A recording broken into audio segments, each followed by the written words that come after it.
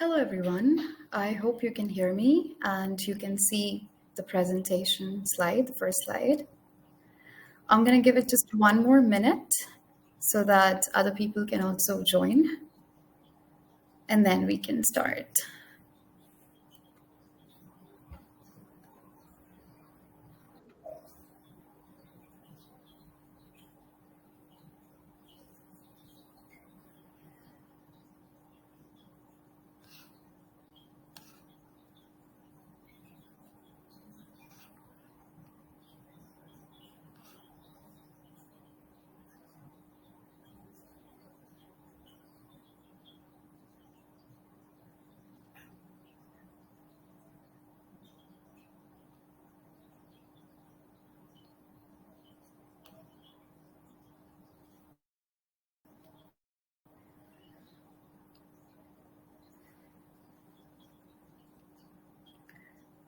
Okay, we have people joining.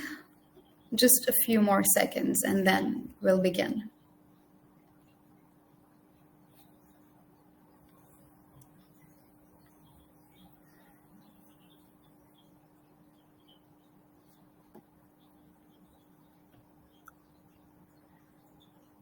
Awesome. I think we should start. All right. So, hello, everyone. A warm welcome to each one of you. Thank you so much for joining today for this very interesting webinar, I must say, on the future of food.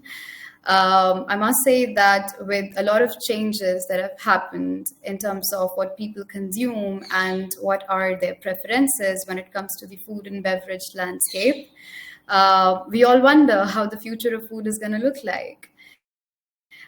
Which makes me say that it's equally important for brands to change as rapidly as possible to this changing consumer behavior in order to stay relevant in the market and hold basically strong position.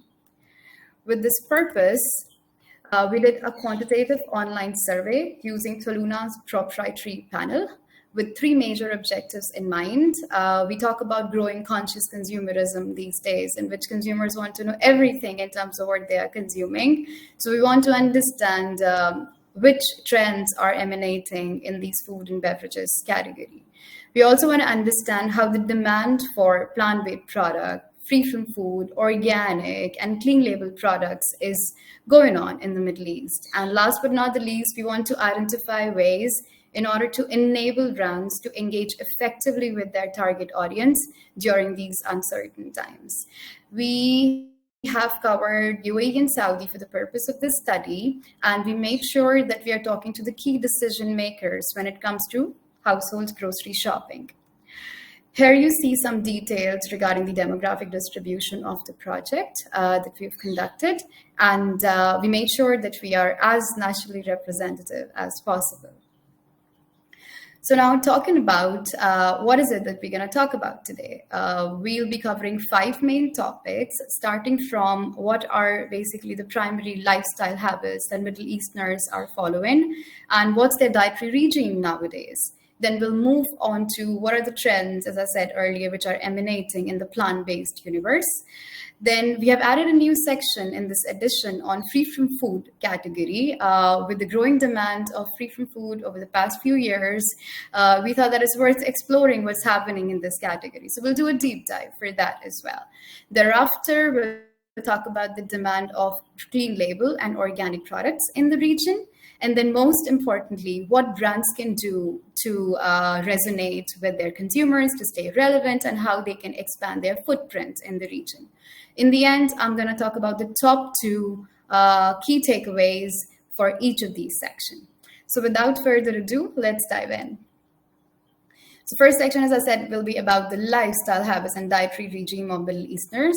It's very interesting to see here that a large segment of the population has already been on a diet, or they have actually consulted nutritionists for advice on adopting a healthy eating regime.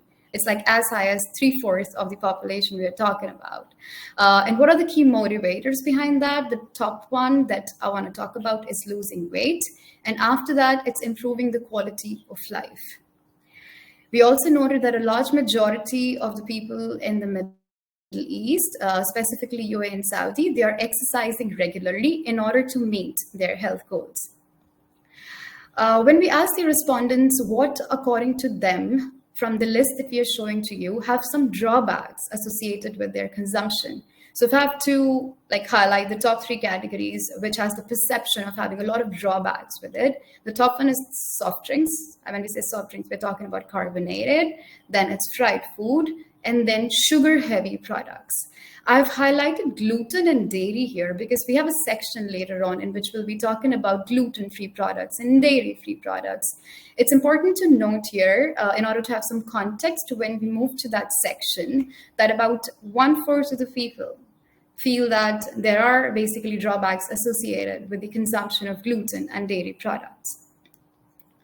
Then we wanted to understand, because they've been doing a lot of diet and they're taking advice, so what, according to them, are the top 3 basically trendy diets that are taking place.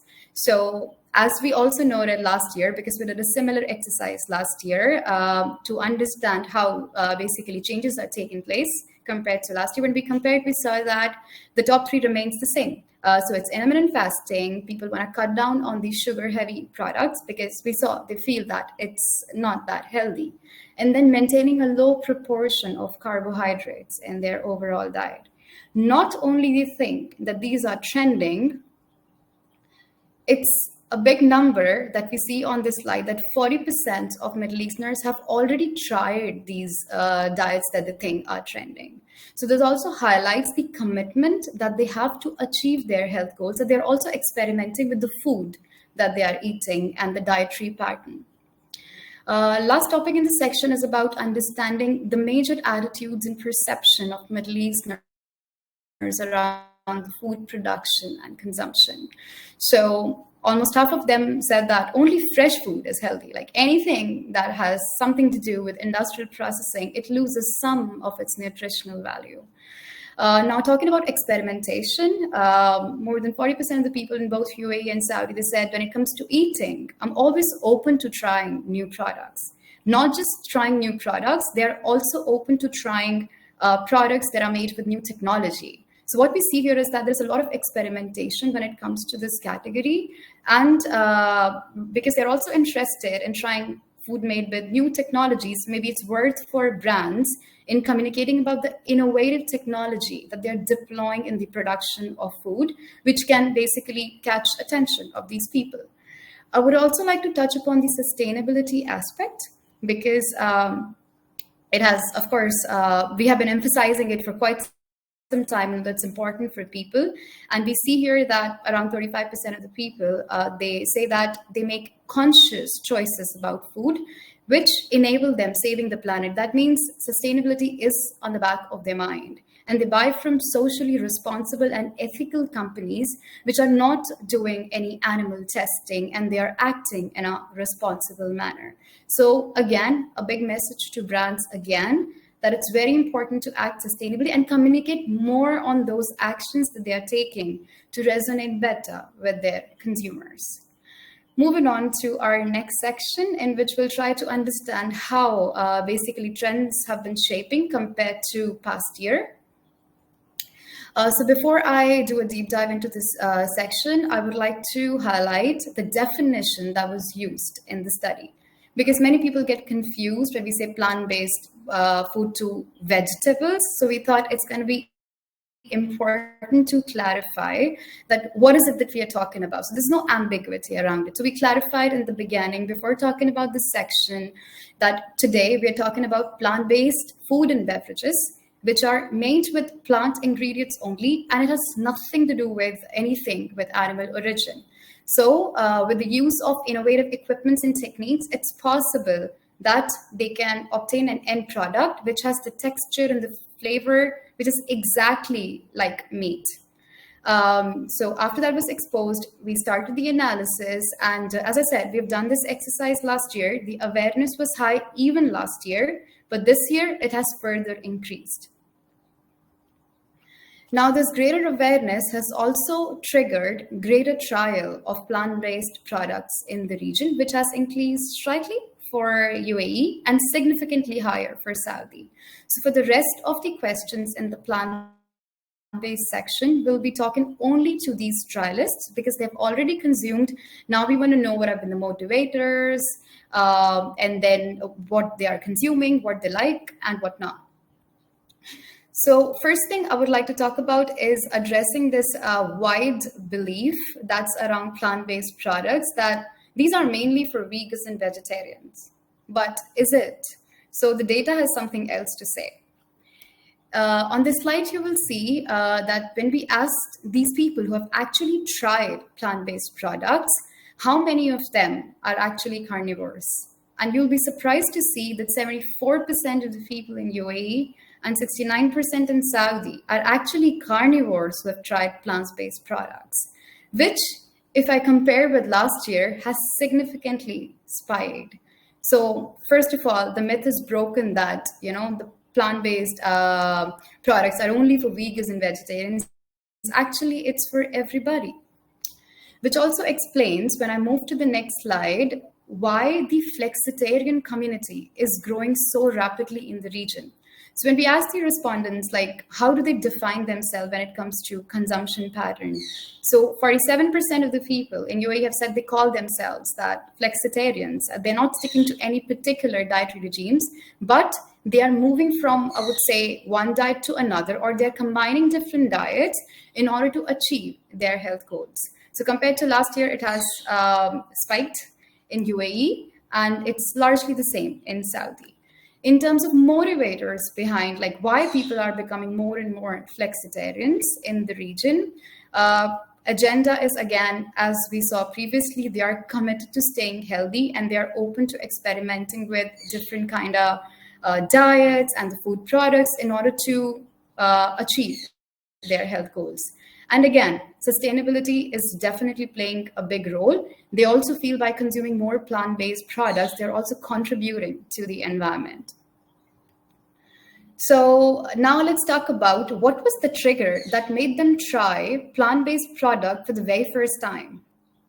You can see like a whole list on the right-hand side, because there are multiple reasons why they actually ended up trying for the first time plant-based product. But if I have to talk about the top 3 factors which led to this, number 1 was perception of being healthy. So there's like the whole, I would say the whole idea of staying healthy that's motivating people to move to the plant-based universe.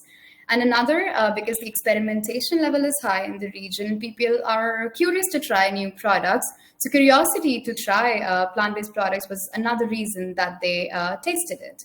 And of course, when you hear that something which is not made from animal meat, but tastes like meat, of course will trigger such kind of interest in trying plant-based products. And the third one was recommendation by family or friends. We know in the region, word of mouth has a huge role to play when it comes to triggering trial. Let's move on and understand how frequently people are actually consuming plant-based food and beverage. So those who were consuming plant-based food and beverage both multiple times a week, when we compared it to last year, it has significantly, I would say, plummeted. Now, what's happening here? Like, why the data is dropping? They tried last year, the trial was high, and now the frequency is reducing from 3 times. It's increasing towards once a week.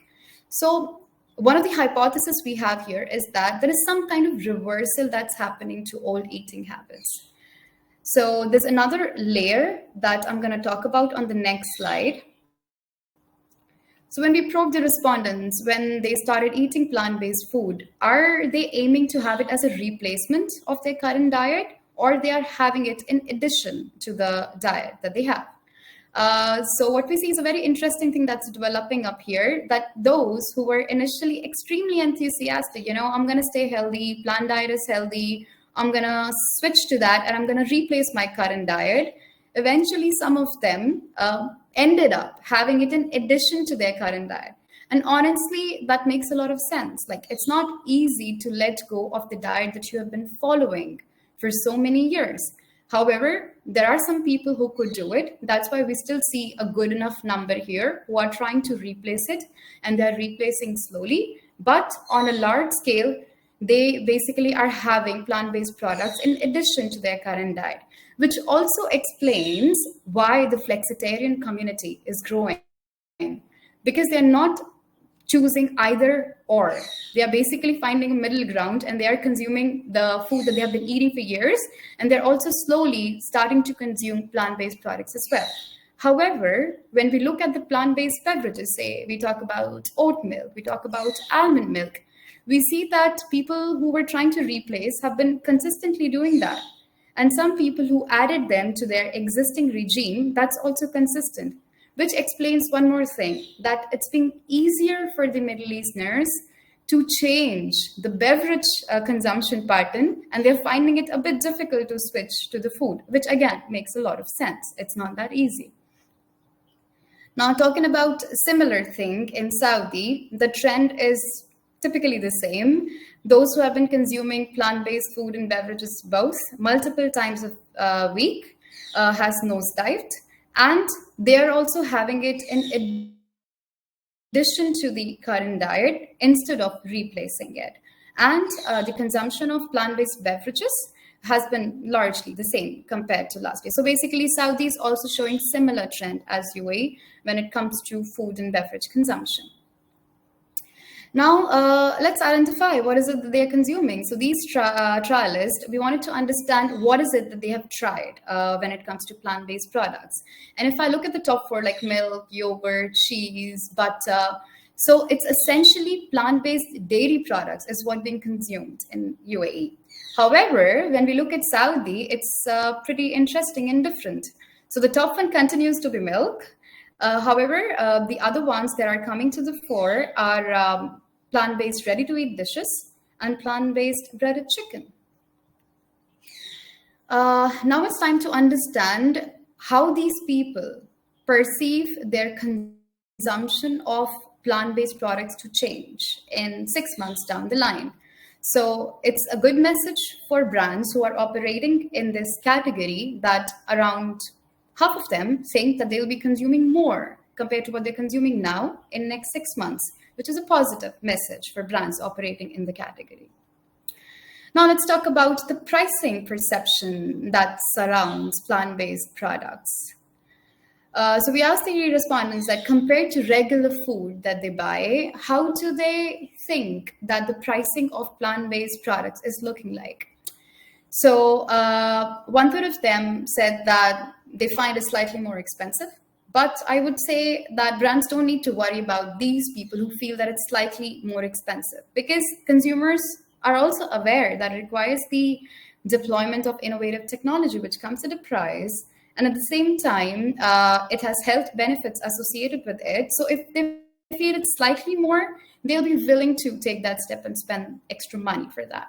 What we need to focus on are those people who feel that it's much more expensive, which means that they are feeling the pinch on their pocket when they're going out to buy plant-based products.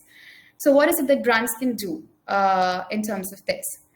I would say whenever any consumer buys anything, they have this comparison happening in their head, which is it worth it?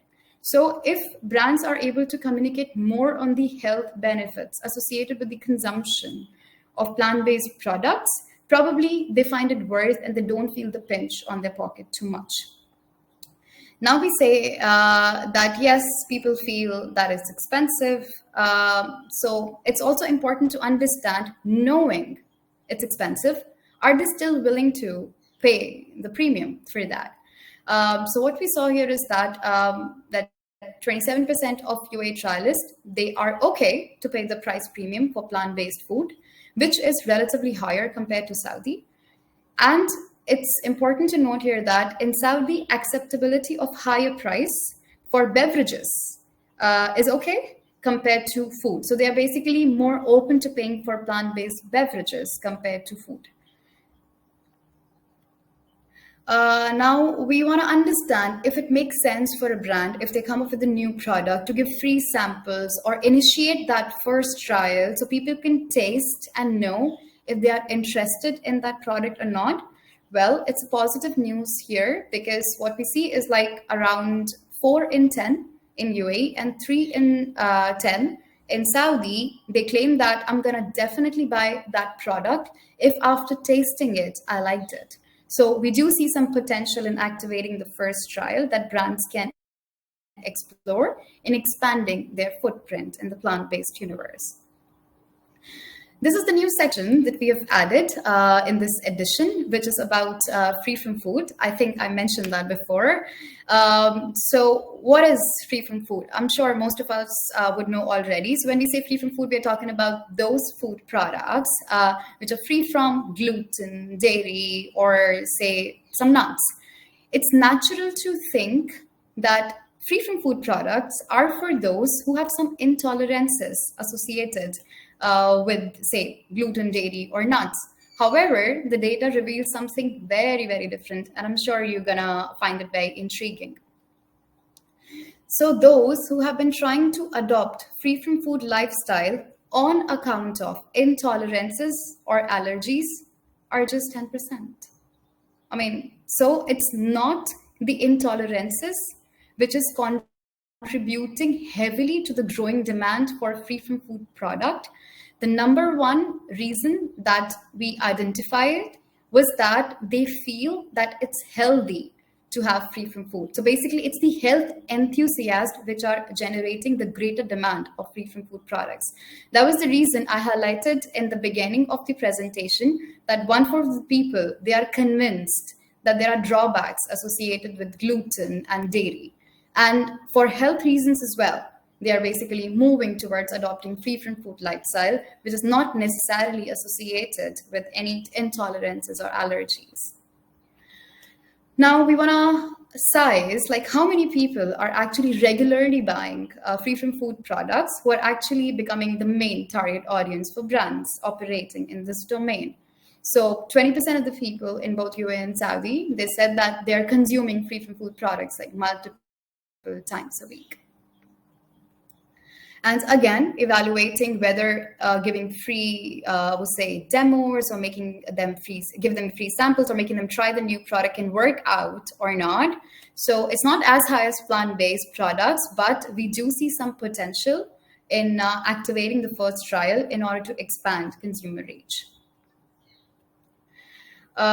Now we would like to see how many are willing to pay a price premium for free from food, because obviously these processes are technologically advanced to be able to give you a similar kind of taste and not using the usual ingredients of gluten and dairy. It's interesting to note here that UAE consumers have exhibited greater willingness to pay for these products vis-a-vis Saudi. So again, for this subcategory as well, UAE actually is looking like, I would say, a more lucrative market compared to Saudi to promote these kind of products.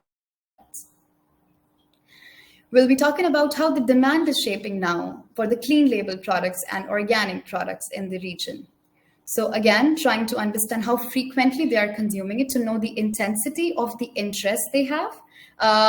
So we figured that more than half of the Middle Easterners, they are consuming clean label and organic products at least once a week. So that means it's slowly becoming part of their regular life. We also wanted to understand when they're consuming, say, clean label product, is it as a replacement or that's, again, in addition to what they are consuming? It's like a healthy mix that they are following. So we see that for both clean label and organic, a large majority is consuming these products in addition. So it's like a mix that they're following. They're not completely switching. However, 1/3 have started replacing it. So it's a very important point to note here. Again, talking about price premium willingness. So what we see here is that there is greater propensity to pay premium for organic products compared to clean label products in the region. It's a very important insight for brands that if they communicate more on the organic aspect of the products, they may be able to generate more interest compared to clean label. Coming to the most important section, which is like how brands can connect better with the consumers and solidify their footprint into the region. So we asked the respondents to take everything into account, like whatever factors that play a dominant role in their mind, and then let us know what is it that they're going to prioritize in terms of decision-making of any food and beverage brand to buy. So if I look at the top 4 in UAE, it's fresh produce, having high quality, nutritious. And as we know that UAE is a price sensitive market and consumers do get influenced by offers and promotions. That's something that brands need to keep in mind in this market. However, Saudi residents behave a bit differently. Of course, freshness, quality, and nutritional value of the food is important to them. However, it's important to note here that flavor, like the taste of what they're eating, and the ease of availability is more important to Saudi residents compared to the offers and promotions part of it. Well, consumers nowadays demand brands to be honest and transparent, especially in UAE, wherein 51% of the people said they are concerned with transparency in the production process more than they were 2 years ago. So what is it that consumers want to know? They want to know exactly what they're eating. So basically, they're asking about information about the ingredients and the processes. Then they want to know the place from where the food was cultivated or produced, whether producers are honest and they are complying with the food regulations that are in place, how the food is being transferred from, say, the farm, the factory to their household, if they're treating the animals well, if they're treating the employees well, and if they're committed to the social causes. Again, touching upon sustainability here.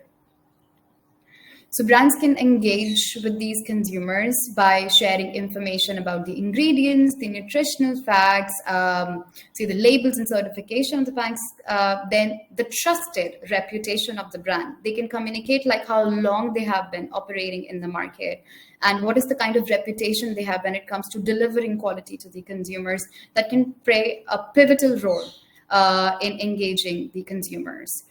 Consumers being able to see the product. Like we've seen that over the past few years, a lot of packaging has become transparent. People want to see what they're buying. So that's something which is important to people. So brands can also take that into account wherever feasible. And this kind of information that we have spoken about, say ingredients, nutritional facts and all, it can be shared on the package itself, brand website, applications, social networks, even POS and news platforms. Coming to the most important part of the webinar now, I'm sure every brand wants to know how they can extract a greater share of wallet of their consumers. So I'm sure this will be like very, very interesting for all the brands that are operating in the food and beverage category. So here we have the ranking of all the aspects that consumers are willing to pay extra money for. Like they're willing to shell out extra money to get this aspect when they're buying food and beverages. So if I have to talk about the top 5 in UAE, so people want freshness, they want high nutrition from the food that they're eating. We saw earlier, they're willing to pay more for organic. Organic made it to the top 3. Then reputation of the brand is something that has a huge role to play in their decision making. And importantly, even clean label made it to the top 5 factors in UAE, which is very important for brands to note because they know that having a clean label is something that's going to convey a message that I'm adhering to all the regulations that are in place. And it's basically give them more trust to try the product they're producing. Moving on to the right-hand side, because it's about willingness to pay premium, I think it's also interesting to see how free from food products are standing vis-a-vis plant-based food and beverages. So we see here that in UAE, willingness to pay free from food products is higher compared to plant-based. Moving on to Saudi, when we talk about the top 5, so the top 4 are exactly the same. It's fresh products, nutrition value, organic, and trusted brand. However, a very important message to brand owners is that Saudi residents, they attach heavy importance to the local ingredients being used in the production of the products, which is like in the top 5. So that's something which has to be done and it has to be communicated to catch their attention and engage them better. When I go on the right side, again, I do like a comparison between free from food, clean label, plant-based, because we have talked about that. So in the hierarchy, clean label is more important to people in terms of being able to pay more compared to free from food or plant-based products. We have spoken about a lot of insights in this deck, but of course, it's like a complex ecosystem. Consumers want to have everything at the best price possible. But I'm going to just talk about in each of the sections what the two main takeaways for brands. First, talking about the plant-based universe. So 70% of the trialists, they turned out to be carnivores. So they are not vegans and vegetarians who are heavily consuming plant-based products, which means that it's for everybody. And the myth that it's only for vegan and vegetarians is broken. What we're seeing here is there is a spike in those who call themselves flexitarians, especially in UAE. Multiple reasons they are not able to switch completely from their old diet pattern. It's not that easy, of course.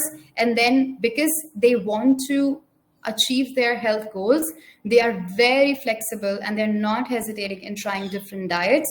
And that's making them more of a flexitarian and not sticking to a particular diet.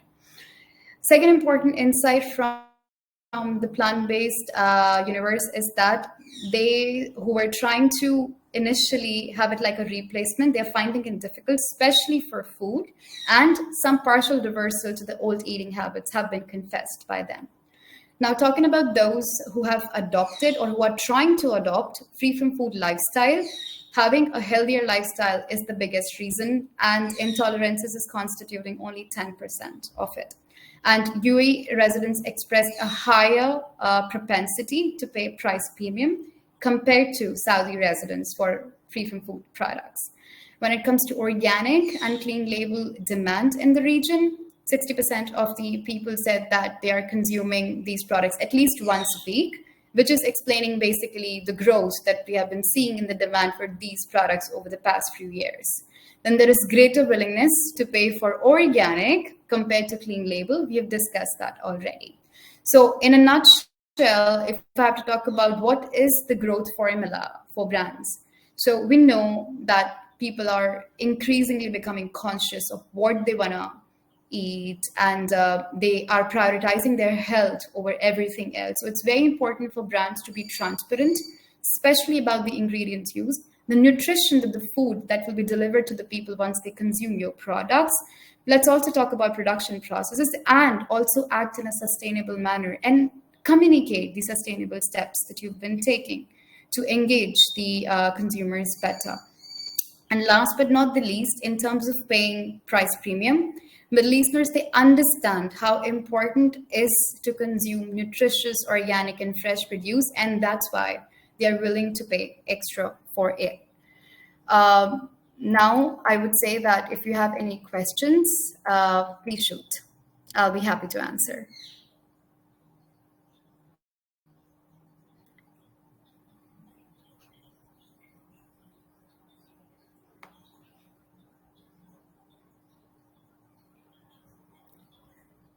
So I'm checking my chat if there is any question there.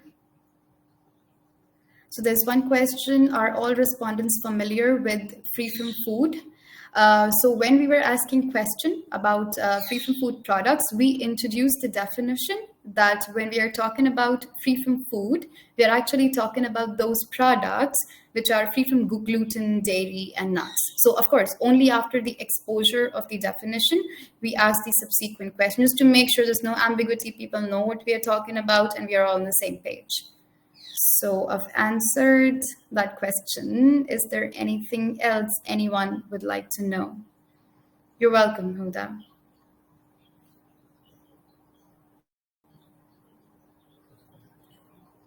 There's somebody who's typing, so let's just give it some time.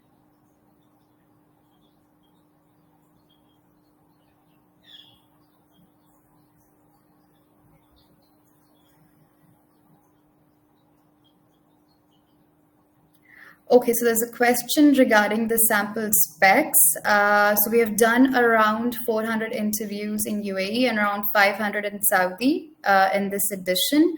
And there is one slide on the demographic distribution, which is very much in line with the national representation of the people. So yeah, I hope I could answer your question.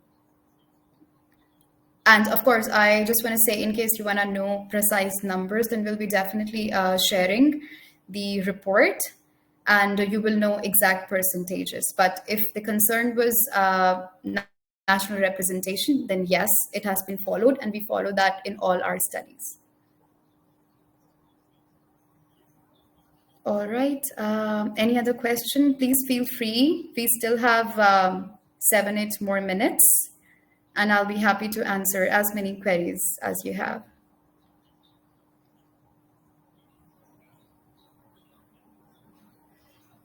Okay, I don't see any other question coming. So I really hope you find the session interesting and insightful. There were so many learnings for the brands. I'm hoping that it will guide brands to formulate strategies to engage their consumers better. And we'll keep you posted when we do the next edition. Thank you so much, everyone, for joining. Okay, I don't see any other question coming still, so have a lovely rest of the day.